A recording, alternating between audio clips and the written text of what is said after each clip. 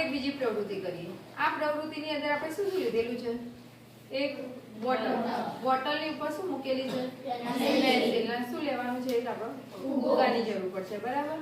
એક વિદ્યાર્થી મારા જોડે આવશે, અજીત.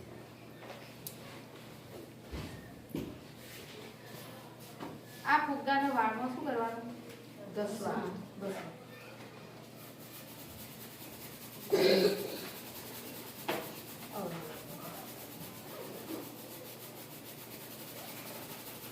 વાળમાં ઘસ્યા બાદ એને ક્યાં લાવવાનું? પેન્સિલની નજીક લાવવાનું.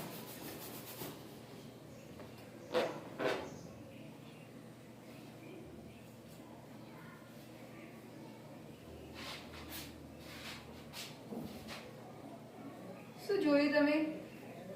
શું જોયું? પેન્સિલ શું થાય છે? ફરવા લાગી. તો આવું કેમ થયું? તો જે પેન્સિલ આપણે લીધેલી છે એને એમને એમ પડી રાખી છે, એની અંદર કોઈ વીજભાર ઉત્પન્ન થયેલો નથી. જ્યારે ફુગ્ગાને આપણે કોની સાથે ઘસ્યું? વાળ સાથે ઘસવામાં આવે છે ત્યારે ફુગ્ગાની અંદર શું ઉત્પન્ન થાય છે? વીજભાર ઉત્પન્ન થાય છે. બરાબર. તો એક વીજભારિત પદાર્થ બીજા વીજભારિત કે વીજભાર રહિત પદાર્થને પોતાની તરફ શું કરે છે? આકર્ષે છે. ત્યારે જે બળ ઉત્પન્ન થાય એને કયું બળ કહેવાય? સ્થિત વિદ્યુત બળ. અહીંયા ફુગ્ગાની અંદર વીજભાર ઉત્પન્ન થયેલો હતો, પેન્સિલની અંદર કોઈ વીજભાર હતો નહીં. હવે આપણે બીજી પ્રવૃત્તિની અંદર એવું જોઈએ, આની અંદર તો બંનેની અંદર આપણે શું ઉત્પન્ન કરીએ? વીજભાર ઉત્પન્ન કરીએ. બરાબર.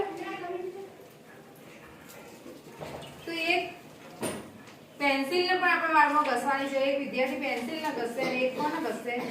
ફુગ્ગાને ઘસશે. અને શું થાય એ આપણે જોવાનું.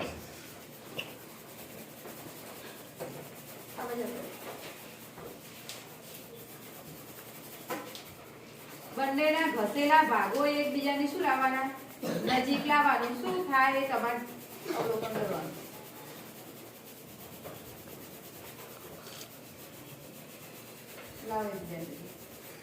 ઘસેલો ભાગ શું થાય?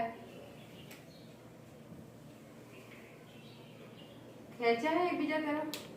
ખેંચવાનો અનુભવ થાય? ફરી વાર ઘસો. આના ફુગ્ગાને ઘસો.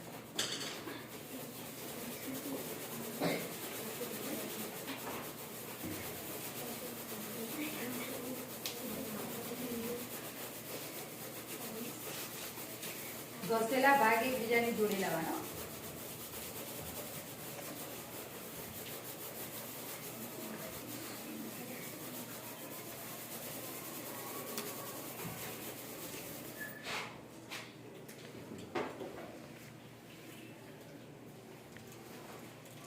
શું થાય? ફુગ્ગા એકબીજાથી શું જાય? આમ દૂર જતા હોય ને એવું આપણને લાગે. એકબીજાની નજીક આવશે નહીં. બરાબર.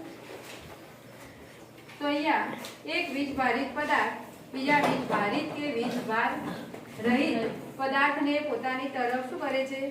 આકર્ષે છે. ત્યારે એક પ્રકારનું શું લાગે છે? બળ લાગે છે. આ બળને કયું બળ કહેવાય? સ્થિત વિદ્યુત બળ.